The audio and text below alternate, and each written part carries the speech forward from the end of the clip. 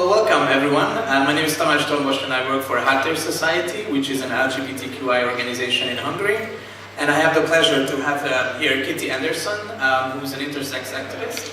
And we're going to devote this section in this discussion interview into looking at how intersex people are involved, attacked, touched upon by the phenomena of hate crime and hate speech. But before we enter into that, to clarify some of the notions that surround intersex issues. So Kitty is co-chair of OII, which is the organization, the umbrella organization for European OII Europe, right? So the European Intersex Organization's umbrella organization. She herself has been an activist in Iceland for many years and served as a consultant for several projects that touch upon intersex people's rights, most importantly for the Council of Europe, such as the police training manual, which she was consulted on intersex issues, as well as the intersex resolution that came out of the Parliamentary Assembly. So, do you want to add anything to your introduction, or you're content with that? Great. So let's start with the questions of definitions. How would you describe what intersex, the term intersex comes? So the term intersex basically refers to people who are born with or develop during puberty variations in their biological sex characteristics that do not fit the typical definitions of male or female bodies. This can be very, very varied. Known of are at least 40 variations, and many people will never actually get a variation term to apply to themselves. So when we're talking about sex characteristics, we divide them into two sections. So primary sex characteristics are the sex characteristics you're born with. So that is your genitalia, your gonads, so either your testes, ovaries, or in some cases ovotestes. This can be your inner reproductive system, your chromosomes, or your hormone sensitivity or potential hormone reduction. And when we talk about secondary sex characteristics, then we're talking about all the things that happen during puberty. So breast growth, muscle growth, your fat distribution changes. Some people grow an Adam's apple. Hair, how hair grows on your body. Does it grow on your face? Does it grow under your arms? So it's quite wide and varied. Sorry, I have a bit of a cold, so.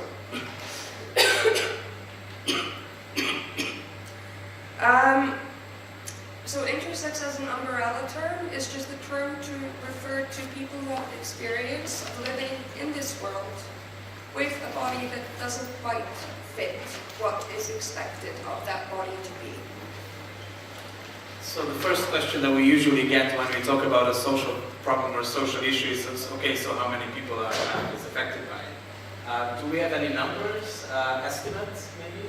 So it's very hard to provide definite numbers, especially globally. The United Nations used the figure of 1.7%. Now, that's a very high figure. And with that figure, we are also including people who will never know that they have a variation of sex characteristics. For example, a woman might have XXX chromosomes, 3 triple X, and never actually find out during her life unless somebody performs chromosome analysis. It's very rare for anyone to perform chromosome analysis unless there is an issue. There was research in the Netherlands conducted that put a figure of 1 in 200. Now, if you read the research, this research specifically excludes certain variations.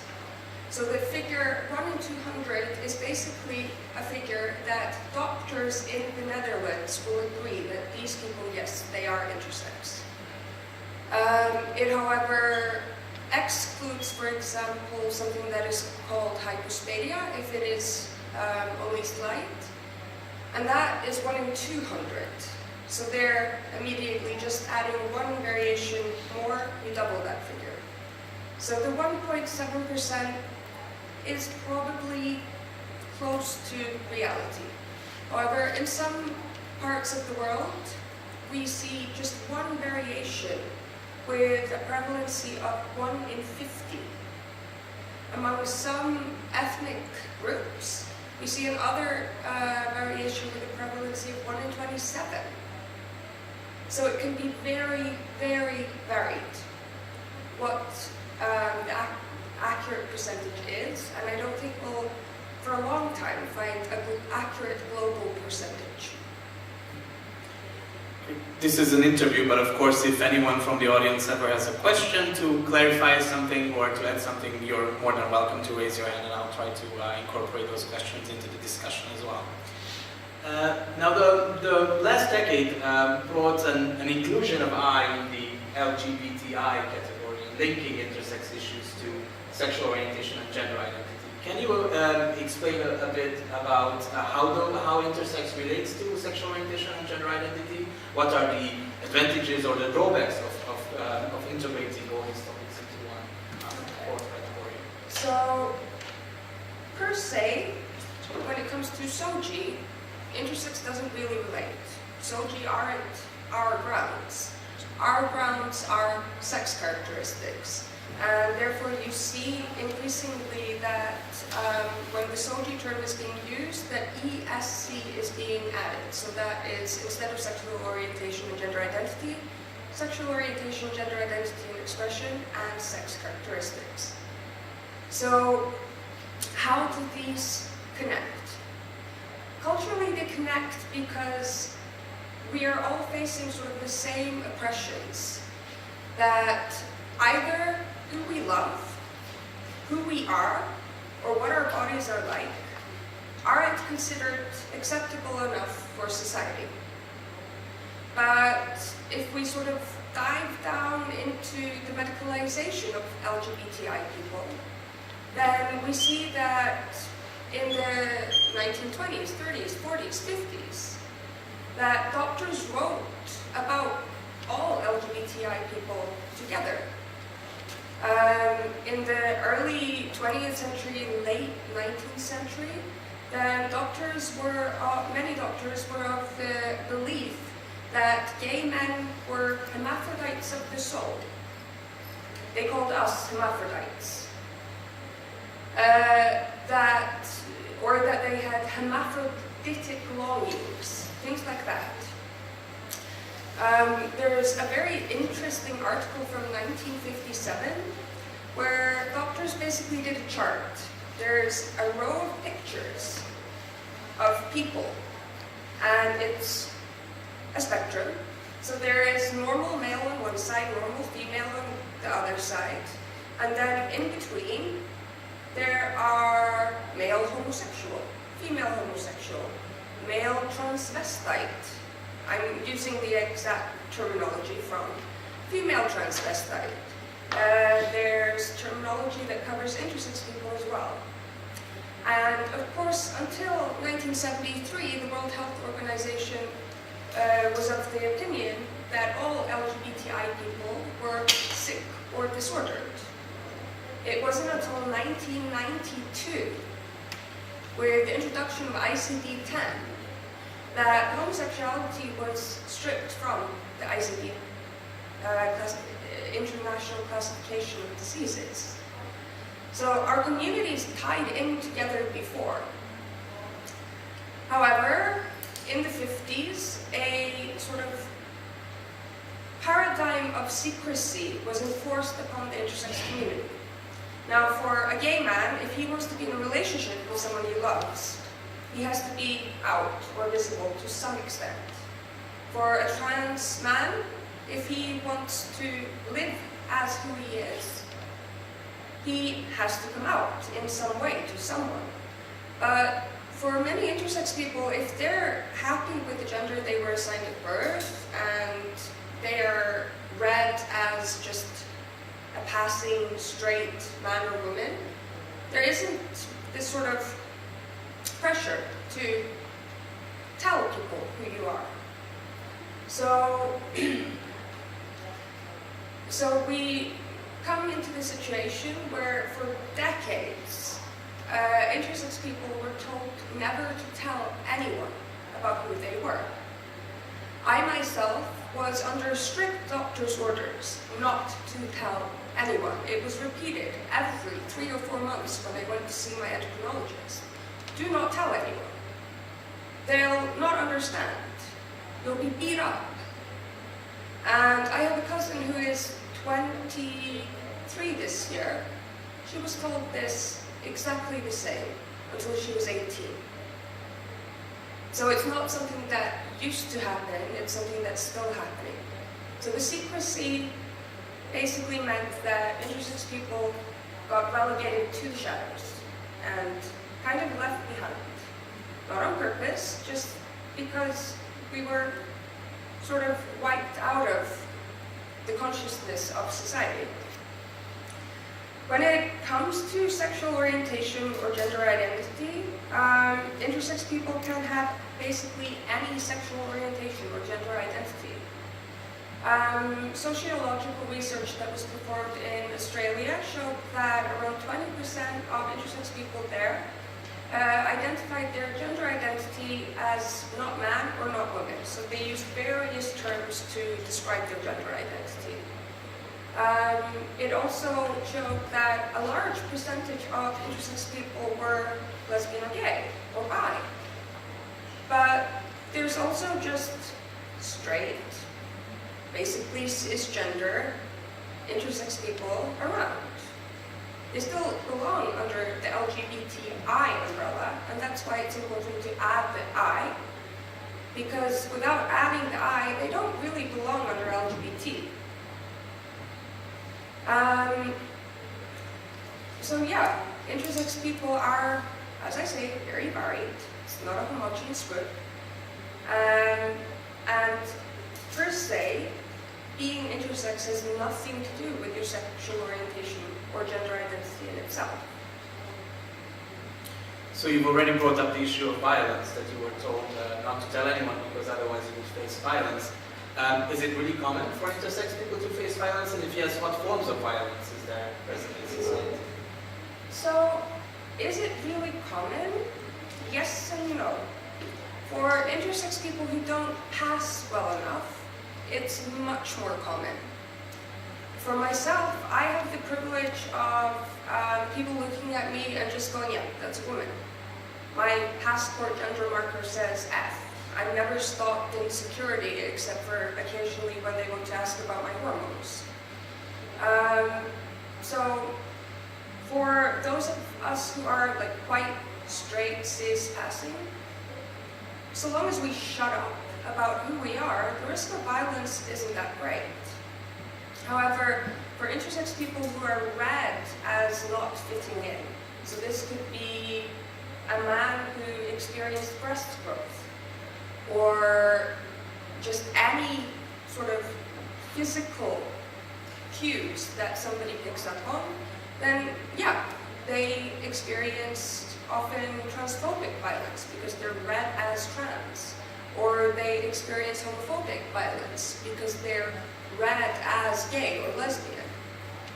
However, unfortunately, a lot of violence that intersex people have faced has come via families. So we know of cases, for example, in the US, where an intersex person was shot by a family member for being wrong, for being disordered. We know of cases here in Europe where basically intersex people have been tortured by family members.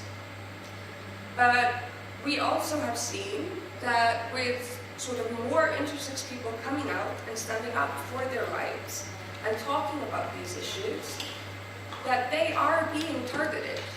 There's a case from here in the Balkans from an intersex person who is, or there in the Balkans, from an intersex person who is out, where that person was attacked leaving work. And the words that were being used made it quite clear that the person attacking the intersex person knew who this person was and was talking directly about biological features that couldn't be seen. So it's important for intersex people to come out, to be able to face sort of the medical violence that we face on a regular basis. But it also means that as soon as you're out, you are more likely to become a victim of a hate crime. Even within the Icelandic context, although hate crime is not a huge issue in Iceland, that's primarily because just violence in general is not a huge issue. When you live in a country with 330,000 other people, then everybody knows everybody, so it's like if somebody beats you up, you can go and tell their grandma. But we see it in sort of more along the lines of hate speech, that I have been sent messages telling me that I'm disgusted and that I don't deserve to be alive from Icelandic troll accounts. My cousin has been attacked online. Activists that aren't intersex but sort of work with us in coalition have sort of pointed out these issues, have been sort of shouted down in the online sphere of Iceland. And with the majority of Icelandic people on Facebook, and we have like Facebook groups where half the population are members of those Facebook groups, the online sphere is quite a big part of our life. And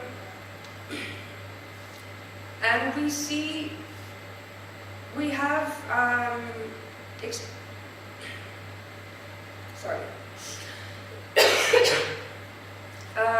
so the main reason that sex characteristics haven't been such a big issue when it comes to hate crime and hate speech is just because we were hidden. You can't really hate on something if you don't know it exists. You brought up the issue of medical violence, although not going into details, although probably many in the room know about the so-called normalizing surgeries, which coerced surgeries performed on the bodies of intersex children, very often at a very early age. Can you tell us a little bit about the background of this practice, how it's currently looked upon in the human rights discourse as well as in the medical discourse? So the background of these practices is from the 1950s, and it's heavily influenced by the perceptions in the 1950s of sex, gender, and sexuality. There was a psychologist named Dr. John Money who had a theory that you could basically take any boy. At that time, it was very surgically difficult to create a penis. But you could basically take any boy, give him a vaginoplasty, raise him as a girl, and he would agree with it, and he would be a girl. He tested this theory out on several people, primarily victims of botched circumcisions. So basically, for example, in one case, they were using an experimental method of circumcision using electricity in the 1950s, very safe, and basically burned someone's penis off. He was surgically assigned as a girl, raised as a girl, and it was considered to be a success because he played with other girls and he didn't scream when he was put in a dress. When he finally found out what happened to him, he went, no. He'd always envied his twin brother, wanted to be just like him, and finally understood why he'd always felt off as a child. So Dr. John Money teamed up with the father of pediatric endocrinology, Lawson Wilkins, and basically through their work, this became the standard procedure for all intersex people. In the 50s and 60s, almost all intersex people who faced these surgeries were assigned as female. These days, it's more varied how people are assigned, but the surgeries still continue. I know people in their 20s, but had 3, 4, 5 failed vaginoplasties.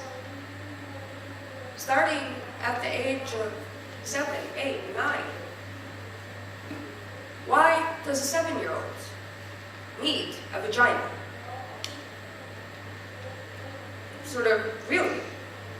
It should be their choice when they are older and able to actually make a choice like this, if they want a procedure like this. And the thing is, the smaller that the person is when a surgery is performed of this nature, the higher the risk. Because scar tissue doesn't grow. So if you have a tiny little baby and you perform gentle surgery, the scar won't grow with the child as it grows. So there's high risk of the scar tissue just breaking down, meaning that there will be need for another surgery. When it comes to vaginoplasties, if you perform a vaginoplasty on a person, and that person does not use a dilator to maintain the vaginal opening, it will atrophy and disappear. So why is vaginoplasty performed on an 8-year-old? And we have reported cases of both children feeling that they were being raped or sexually molested by their parents, and parents who also felt that they were raping or sexually molesting their children because they had to insert a plastic thing into their child's vagina. That's not something that children or parents should go through. Other sort of interventions that are performed are, for example, phalloplasties on young children. If a phalloplasty is performed on an infant, that infant will most likely need a repeat phalloplasty when they're older. Sterilizations of intersex people, a lot of intersex people are coercively sterilized. Hyperdosing young children with steroids. I think most of us know, sort of have heard about the long-term effects of steroid abuse when men abuse steroids to become really ripped. Injecting 2-3-month-olds with hormones to change the appearance of their genitalia. But it's also, after having gone, for example, through a coercive sterilization, you then need to go and see an endocrinologist for your basically entire life, but you need to see an endocrinologist to go through puberty. We have lots of reports of basically teenagers going to endocrinologists, having to strip down in front of them, being poked and prodded, basically treated like exam specimens. Medical photography, and them not being told what will be done with those photos, even seeing those photos a few years later in a medical publication.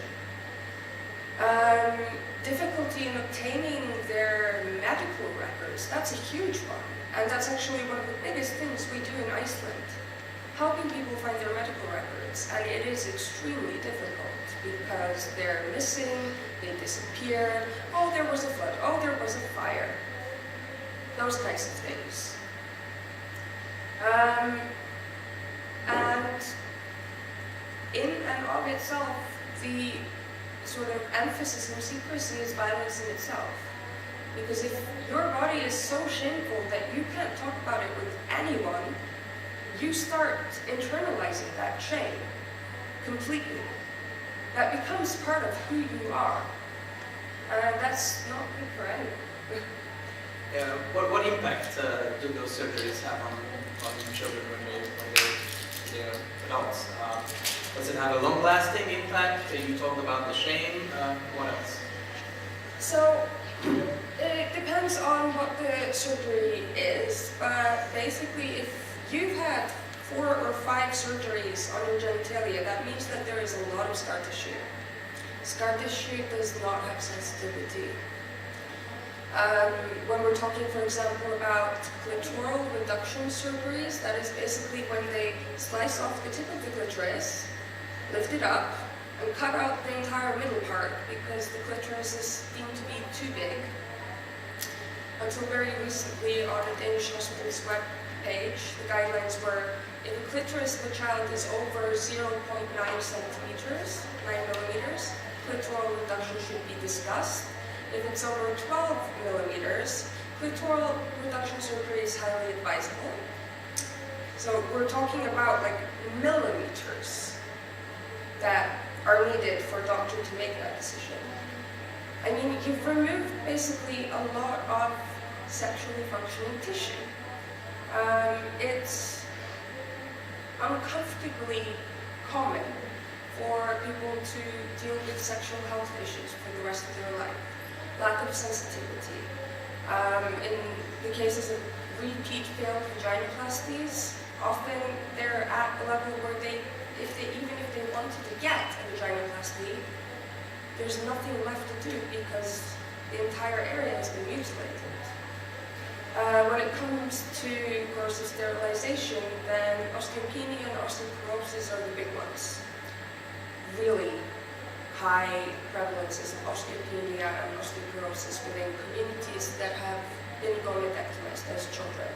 So we're talking about like 30-year-olds with 15 broken bones.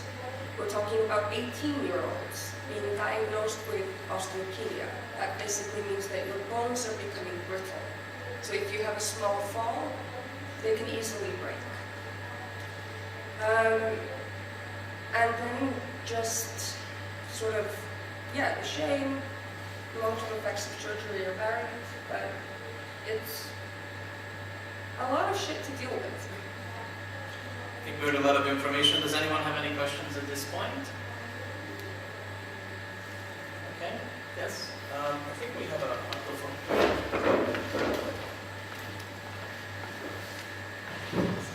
My name is Natasha.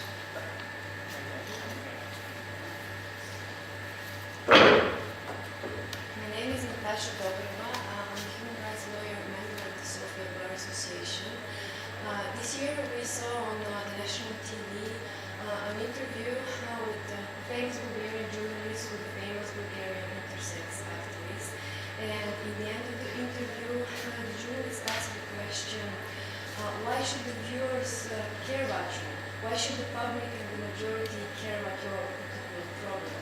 And unfortunately, this question is very realistic to me because if I'm a person not sensitive enough and not educated enough, one of the ways for me to listen to you is to connect, to start thinking that your problem is also my problem. So I was thinking, how would you answer that question?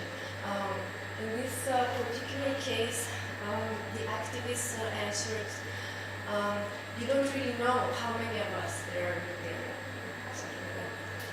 You see it. So, 1.7%. You know someone who is intersex. Everyone in this room knows someone who is intersex. Either they just haven't told you, or they don't know themselves.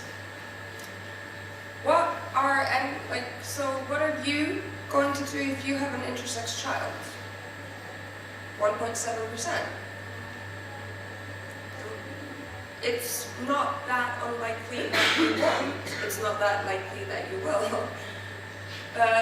This is an issue that affects all of us because these people are our family members. These people are people we went to school with. These people are people that we work with. And they're just not coming out. They're not telling. They're in hiding. But these are people you know. People that you just believe to be your everyday man or woman living their life. I found it, so I have a close friend, like a good friend and colleague who lives in New Zealand. And she is quite out, like super out. And she started work at a new workplace.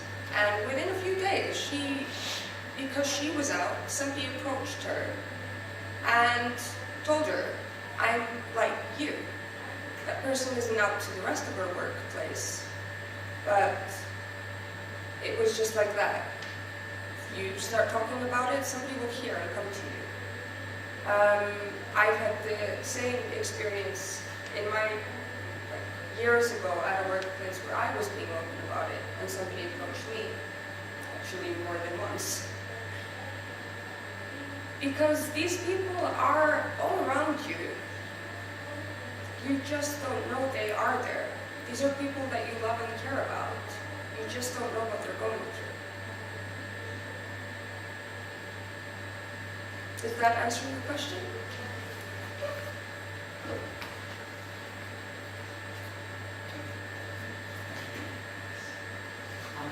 Yeah, so I want to get your thoughts on.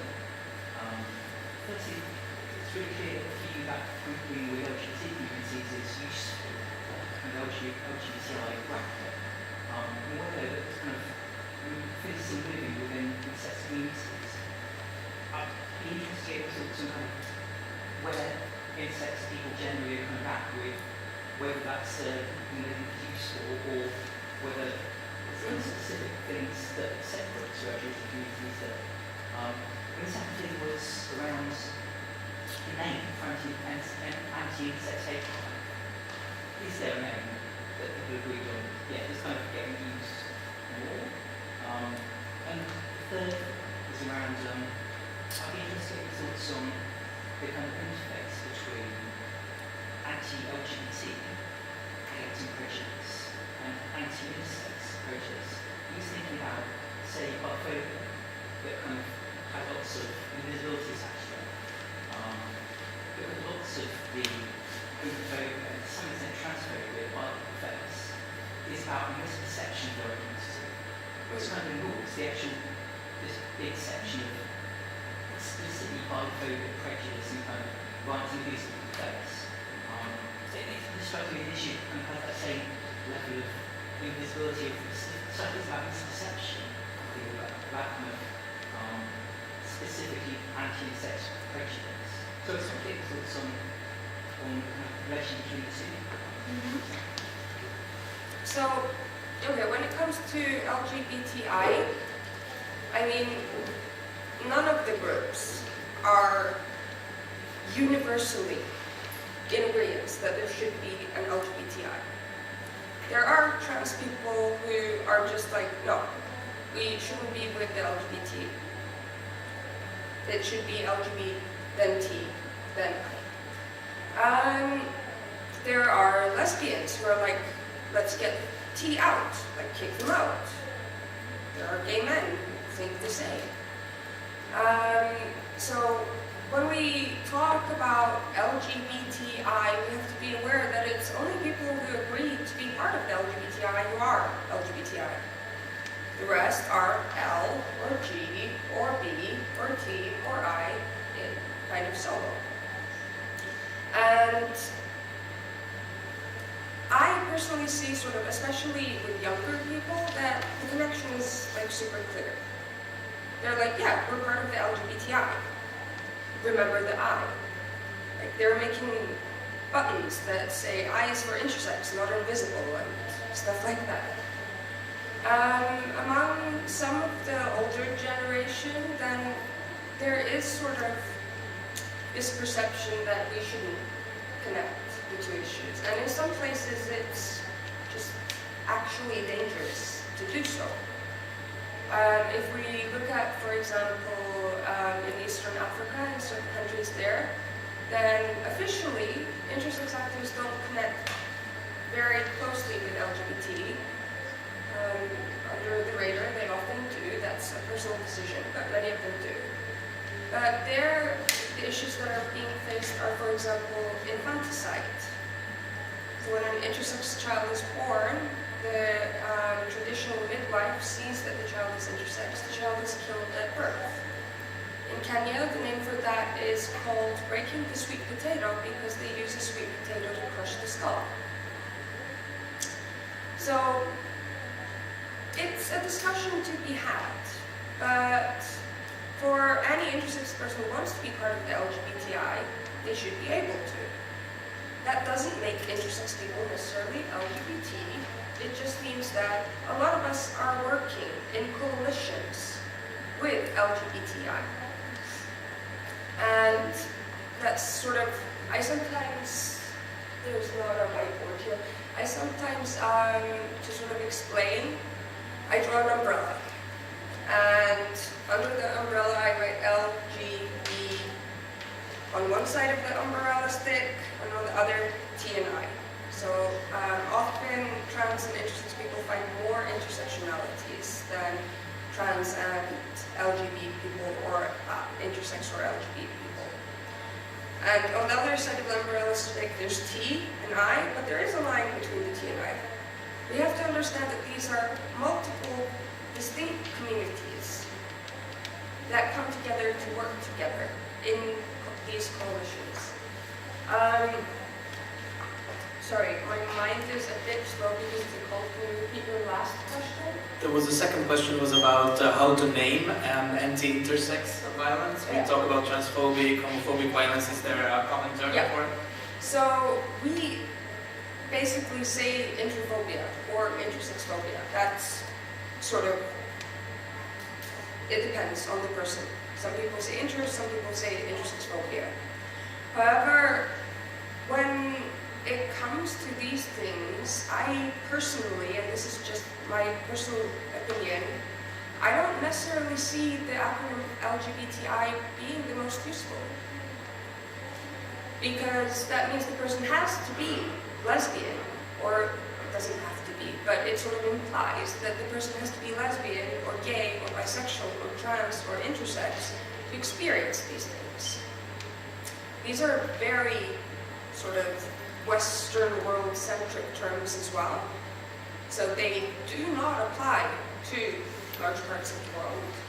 So I tend to talk about grounds. And then when we go to talking about grounds, SOGI-esque grounds, the connection makes more sense. Because sometimes intersex people aren't being targeted for their exact sex characteristics, they're being targeted because they're read as too effeminate, and therefore they might be gay.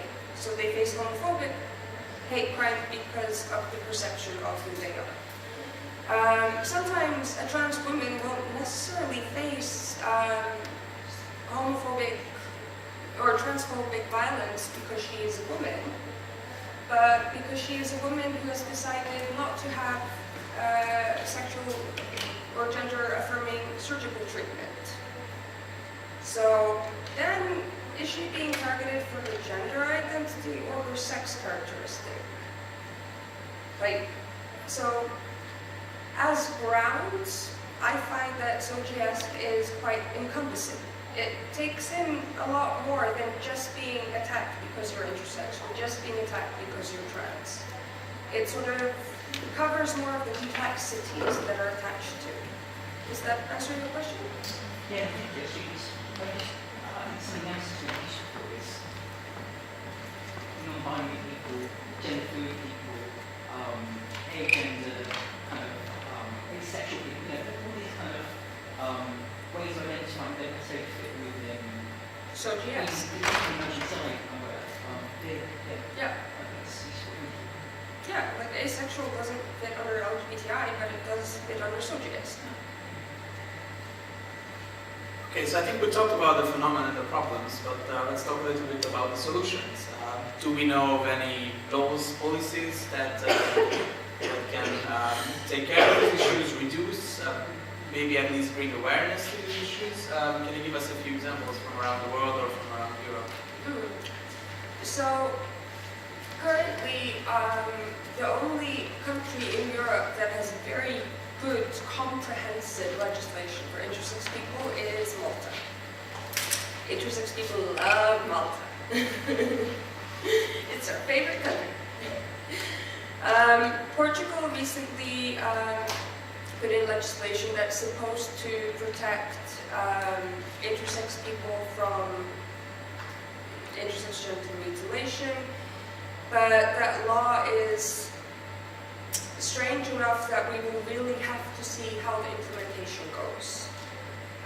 There's wording in that legislation that has me worried, which is basically that even if there is a real health risk, so just like any other kids, intersex people can be born with, for example, blocked urethra. All children who are born with a blocked urethra need to have that urethra unblocked. The wording of the Portuguese legislation would imply that that would not be permissible, so a bit problematic. We see there's been sort of an influx of countries enacting anti-discrimination legislation.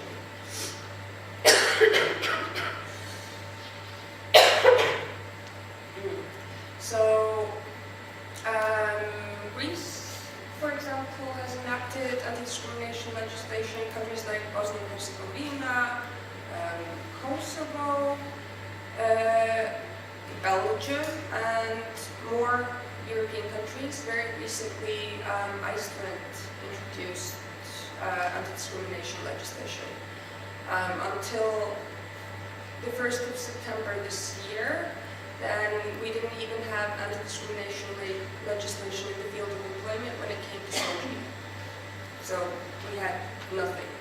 But they introduced a bill that covers SOGI-esque. So that covers asexuality, that covers like a lot of grounds and interconnected sort of.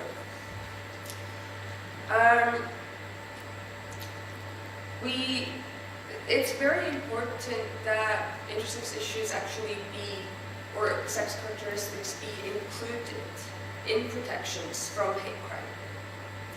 Because for me as an intersex activist, if I know that the intersex person I am talking to and encouraging to sort of be visible is living in a country where that could be dangerous, and there is no legislative protection in place to protect that person, that's stressful. Like, we have amazing activists in Russia. Most of them are not out or visible, but one of them is, and it kind of panics me a bit that she is quite visible in a country like Russia. So it sort of goes hand in hand. If a society wants all of its inhabitants to be able to be visible for who they are, then they need to ensure that they are protected if they are attacked for being who they are.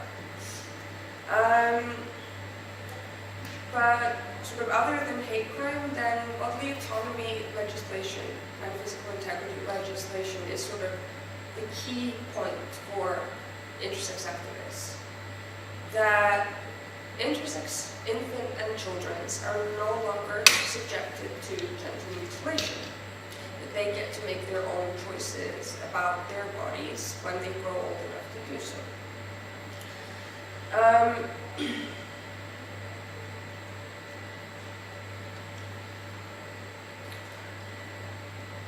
We also need to see sort of a growing awareness, because if an intersex, sort of in general society, because if an intersex person walks into a lawyer's office and says, oh, I was attacked for being intersex, and the lawyer doesn't even know what that term means, that's an issue.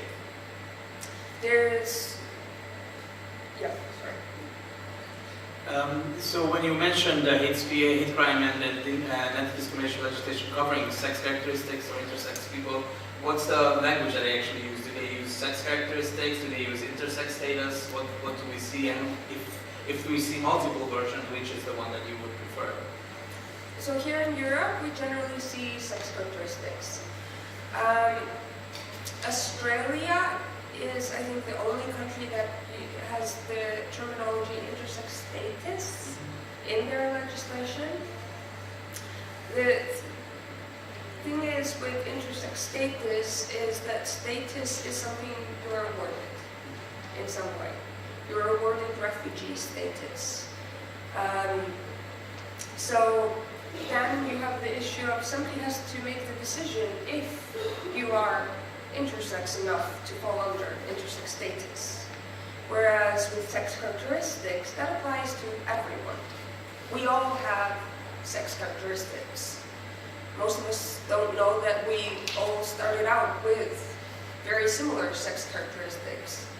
to all the men in the room, if you did not know that you started out your fetal development with a vagina, then you didn't study biology enough, just to let you know. It's true. But, sorry.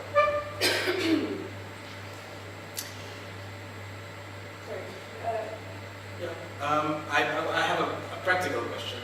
In an ideal world, of course, we would have specific protection afforded as sex characteristics. Now, what to do in countries that have some legislation, but not intersex inclusive, not sex characteristics inclusive? So you have legal advocates facing the difficulties of, okay, I might try to pursue a case as a sex discrimination case, as a health discrimination case, as an other status discrimination case.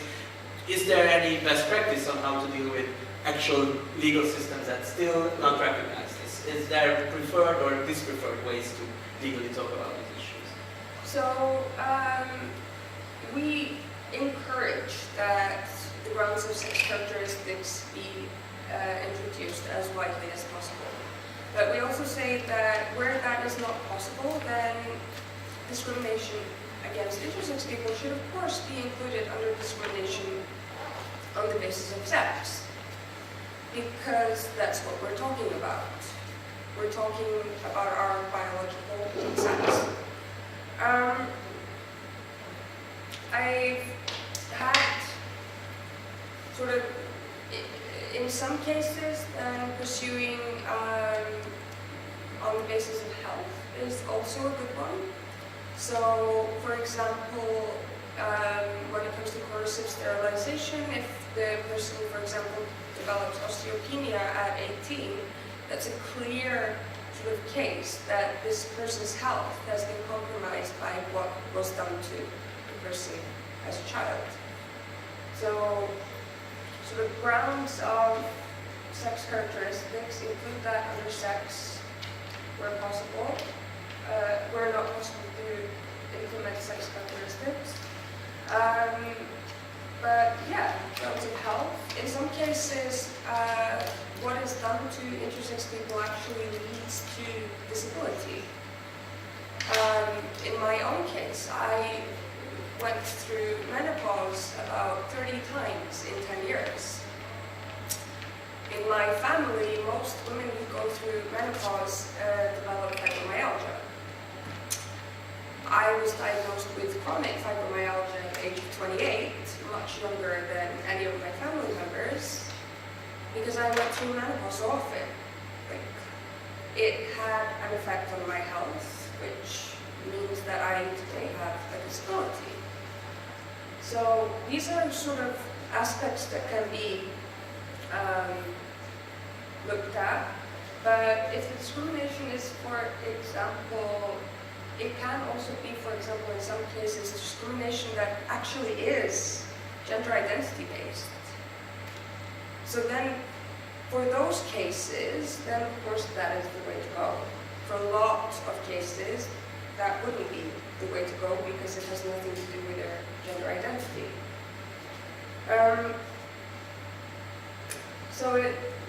It also depends a lot on context. For example, in Iceland, if we did not have protections in place and the discrimination case came up, we would advocate trying to go through a constitutional court case to see if it could be included under other grounds. So our constitution has like this list of discrimination grounds, and then it just sort of ends that with "and other grounds." Nobody knows what "and other grounds" are until you take a constitutional court case to the courts. Yeah, so the specific focus of this conference is hate crime, sometimes also inclusive of hate speech. You already mentioned a few cases that would qualify. Can you tell us a bit more, if you know of, in Iceland or from Europe, of cases that have had a legal form, but also of cases that just happened, so that we get a better picture of the kinds of cases that happen? We have yet to date to see a case brought forward for hate crime on the basis of sex characteristics that regards some intersex people. It hasn't happened. Not because hate crime isn't happening. For those who are out, it is. And for those who are not out, then not often, but enough cases have come up where it is family members who are the perpetrator. Of course, as soon as it's somebody who's close to you, then it's harder to press charges against them than a random person in the street. You have that sort of, you're thinking in the back of your head, like, how will this affect my family? How will this affect a lot of things?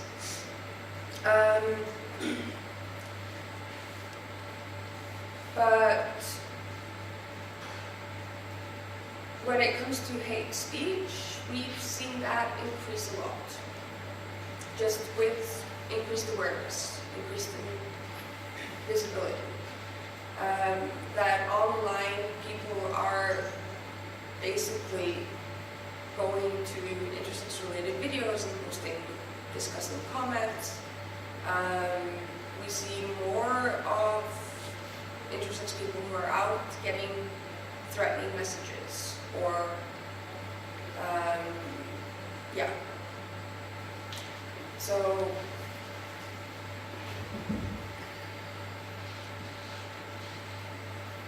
we're at this sort of point now where enough of us are out that we are realizing that this is an issue that we need to deal with and we will increasingly need to deal with in the coming years.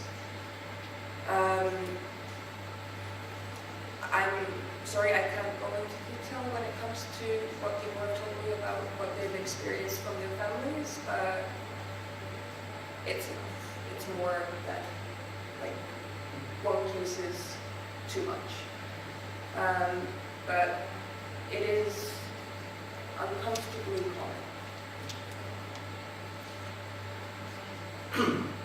common. We talked about forced medical treatments. Should those also be treated as hate crimes?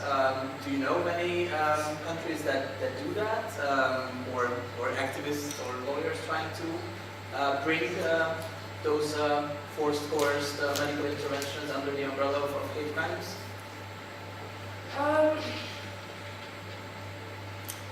We've sort of heard of people considering that, but it's quite hard. So if we look at, for example, the forcible sterilization of people with disabilities, is that a hate crime? Or the forcible sterilization of Roma women, is that a hate crime? I believe that in and of itself it is basically a hate crime to forcibly sterilize someone.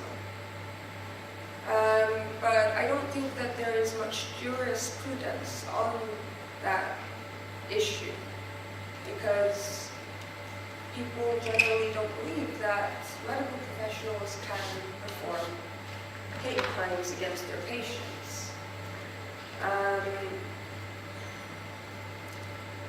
But I find that a very interesting avenue to explore. It's a very complex avenue, but I do find it an interesting avenue to explore. It has been suggested to me by European activists, but then on the basis of gender identity, and that just wouldn't work. But even if it's not officially classified as a hate crime, it is something that is motivated by disgust. Because, for example, one of the reasons that was given for performing these surgeries was that if this wasn't done, the parents couldn't love the child. That this child was too disgusting for even a parent to love unless something was done to it. And isn't that kind of the motivation behind hate? It starts with disgust. This sort of inner feeling of like, no. So, yeah, I think that's a very sort of interesting arena to explore, but I also think it would be quite a hard battle. We also have in this room quite a lot of people who are working either at LGBTI organizations offering some kind of support, or victim support organizations, or police. What do you think would be what these organizations have to do to better cater for the needs of intersex people in general, or intersex victims of hate crimes? So educate themselves. Like number 1, 2, 3, 4, and 5. Like know what intersex means. That's sort of the key basis. So that you're not the person who, sort of when an intersex person comes into your office, who is like completely oblivious and doesn't even know what the person is talking about.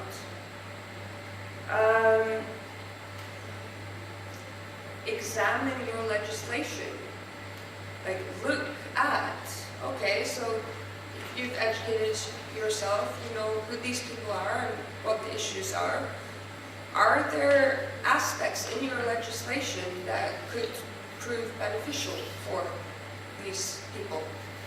An example of that doesn't connect to hate crime or hate speech, but for example, is where countries have very strict legislation on access to medical records, that people should be able to access them fully. When a person lives in a country with legislation like that and they can't access their medical records, well then you know that there's a case there.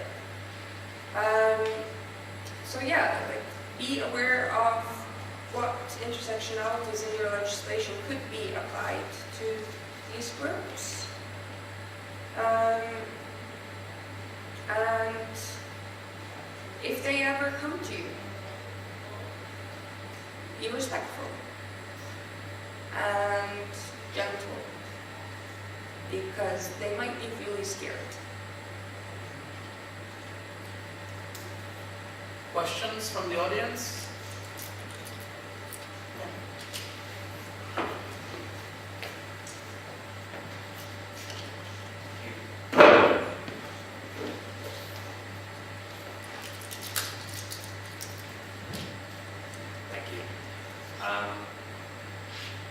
There is a session of the Human Rights Council at the moment, and one of the issues which are being discussed, or already have been discussed, is so-called, as I understand, third option in Germany, which is about introducing a third option for gender marker in documentation.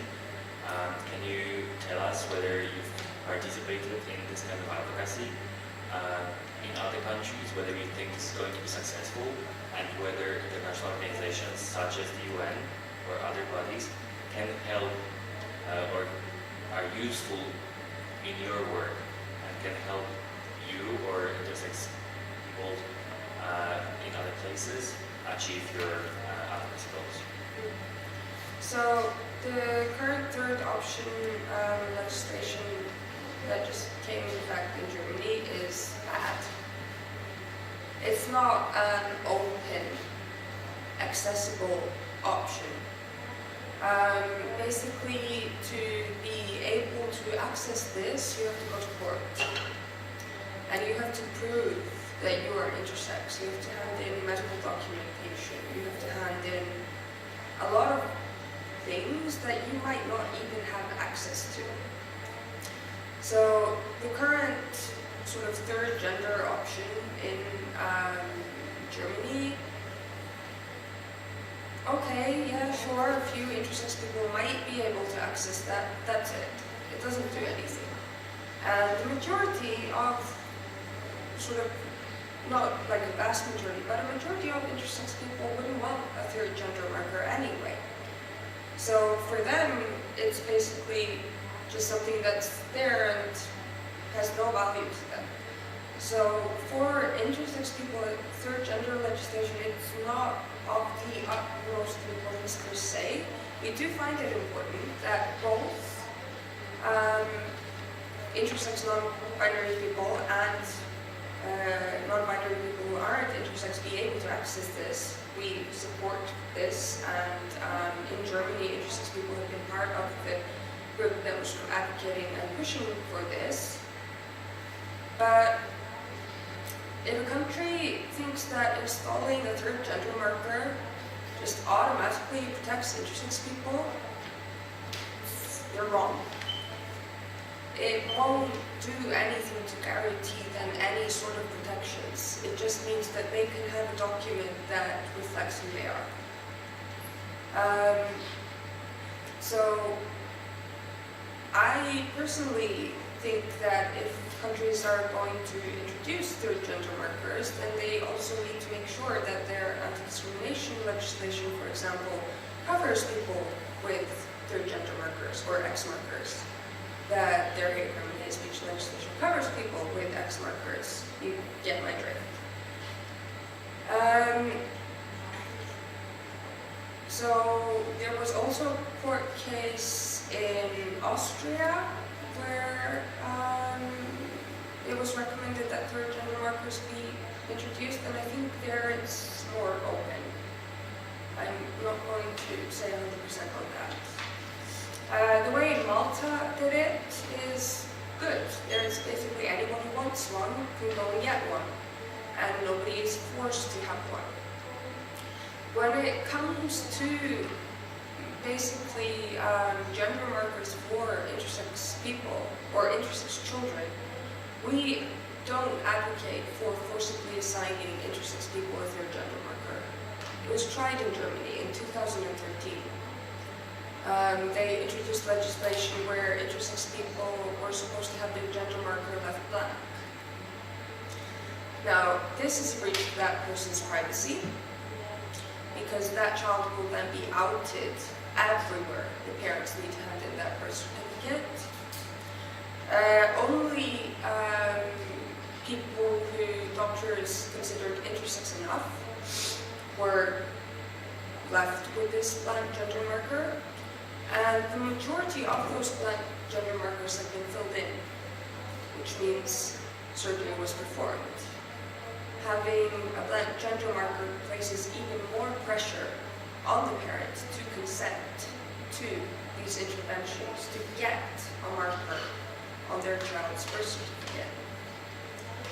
So when it comes to gender markers for infants, we advocate, or sort of our position on that is that intersex children should be assigned, male or female, but it should be easily amendable, and the third option should be available for anyone who wants one. We also sort of question the need for registering sex, but that's sort of more as a future goal. When it comes to today and reality, then we need those markers just to be able to look at, for example, statistics for violence. Are women being disproportionately affected by violence, for example? So, yeah, the third gender marker debate, yeah, we do talk about it. It's something that will be beneficial to a part of our community, but it's not something that is universal to all intersex people, and any country installing something like that and going, I've done good for intersex people. No, you didn't really. Anyone else? I have one question. Of course, to get all these legislative and policy changes, we know that people who talk in public about themselves is crucial. Now, in many countries in Europe, and especially in this part of Europe, we just don't have those people. What can LGBTQI organizations do to encourage the self-organization or get to the point where there are intersex people who speak out for themselves? Okay, I'm going to correct you a bit there. Amazingly, there aren't any out intersex people in Bosnia. Okay. Bosnia still has anti-discrimination legislation. Okay. So, same with Kosovo. Mhm. There aren't any out intersex people in Kosovo, but Kosovo still has that legislation. And when we introduced theirs, I think it was just like one mother who was out. So, if there is political will, people don't have to be out. And in Malta, there weren't really out intersex people before all the legislative protections. From what I understand from people in Malta, people started coming out after they were protected.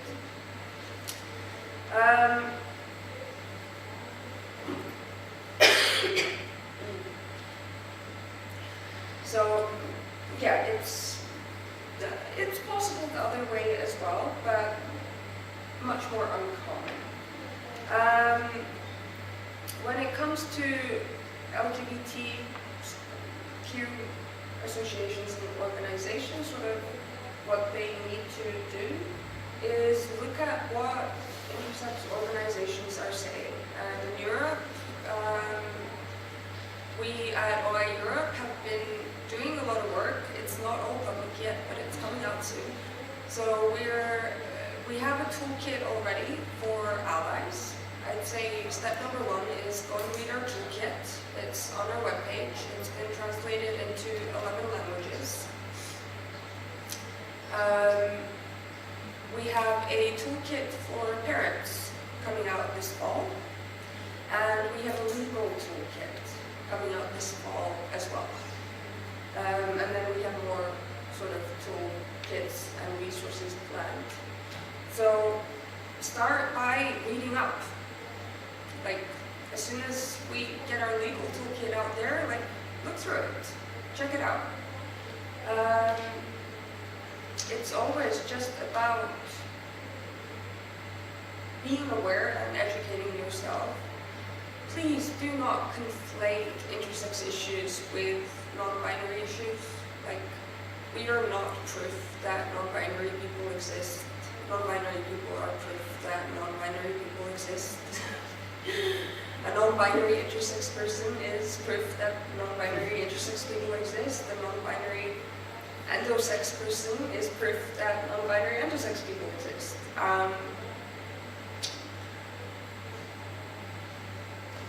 And try to sort of make it known that intersex people are welcome. It doesn't have to be, like, I'm not saying change the name of your organization from LGBT to LGBTI without any intersex people participating. Show that you care by pointing towards resources. So that if intersex people actually come to your websites, they see, oh, okay, there are resources that actually apply to me that I can use. We know that intersex people are reaching out to, for example, trans organizations across Europe who have done this. They're maybe not ready to come out or be active, but the first step is sort of realizing that you're not alone. If it hadn't been for the support of the LGBT community in Iceland, we would not be at the level that we are in Iceland. We now have anti-discrimination legislation in the field of employment.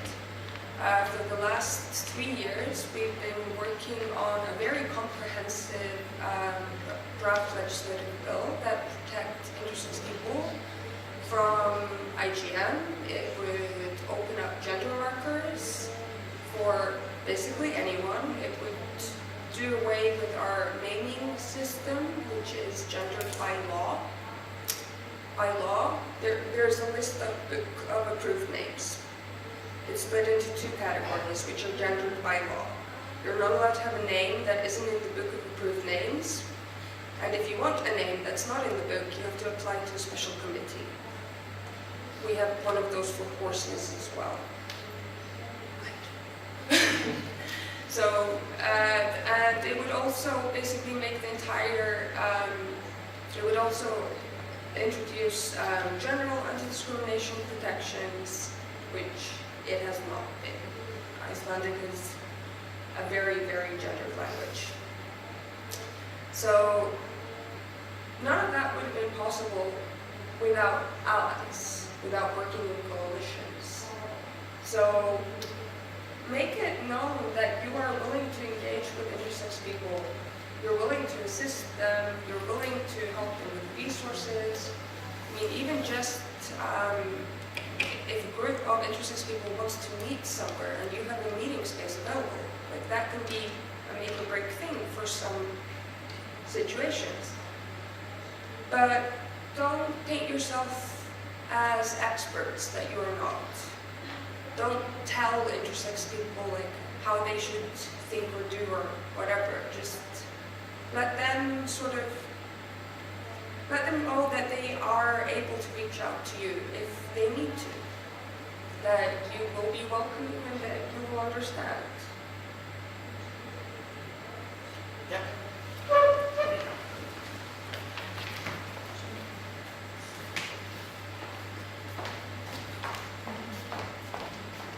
It's just, it's not a question, but just to express how, strongly I agree with your point. I mean, I checked with my colleague from Greece, and I mentioned this.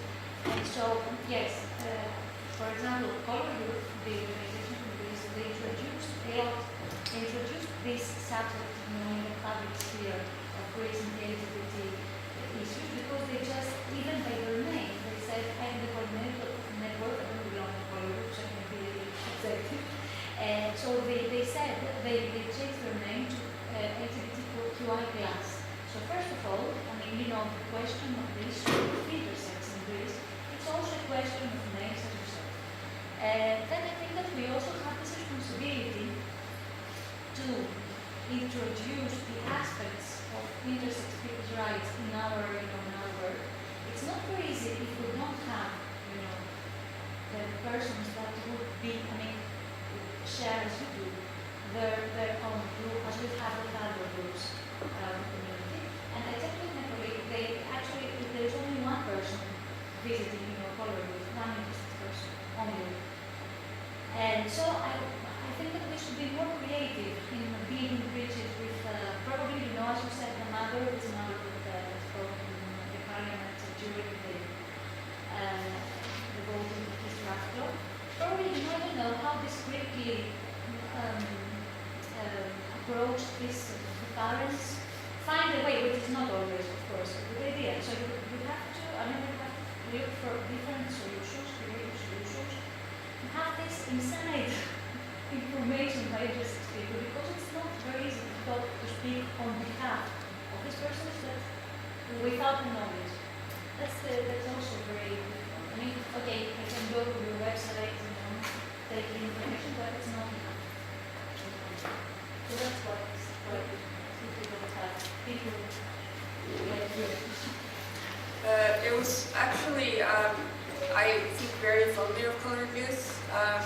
They got me to come to Athens for an EA project on intersex. And it was actually following that person that I got in contact, following that presentation that I did there, that I was put in contact with the parents in Greece, which led to the youngest participant in OII Europe's community event in February this year being a 9-year-old person from Greece. It warmed my heart very much to have such a young participant from Greece. But it's true, just as soon, I have been involved in various forms of intersex activism now for 13 years as an activist, only since 2014 when it comes to intersex issues. But I've been involved in discussion forums and support groups and peer groups, in person since 2005 and online since late 1999 when like tiny town on the east coast of Iceland got internet. And I see just an influx in the number of people who are in these sort of support groups and networks. Every time I meet a new intersex person, almost, who comes to one of our events or something, I suddenly sort of learn of all these little groups and bubbles of intersex people here and there. Often it just takes being able to outreach to one or two people in a way that they're like okay with you, and then suddenly you have been connected to a small network somewhere that's just been providing support for each other and not really knowing how they can advance that to a higher level.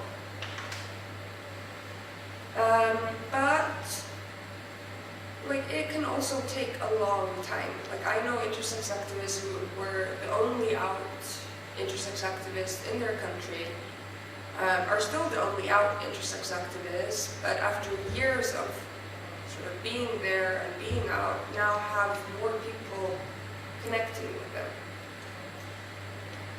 This isn't a sort of 1, 2, 3, we've solved it all issue. This is a long-term issue. Community building doesn't happen overnight. It's slow progress, and often the start of community building is the slowest of all. And then when you have a community, then there are suddenly enough of you that you are somehow outreaching without perhaps doing it on purpose, it just happens. But I've seen growth in this hidden movement over the past decade, and more growth than I thought back then would be possible. And it's going to keep growing. And we are going to take our sort of place within these coalitions, and we're not just working with LGBT coalitions, we're also working with feminist coalitions. In some cases, we're working with disability coalitions. In Iceland, we also work with body positivity coalitions, with all kinds of coalitions. And that's something I think all of us need to sort of move towards, this intersectional approach that none of our issues are a single issue. I mean, LGBTI issues are feminist issues. Disability rights should also be LGBTI issues.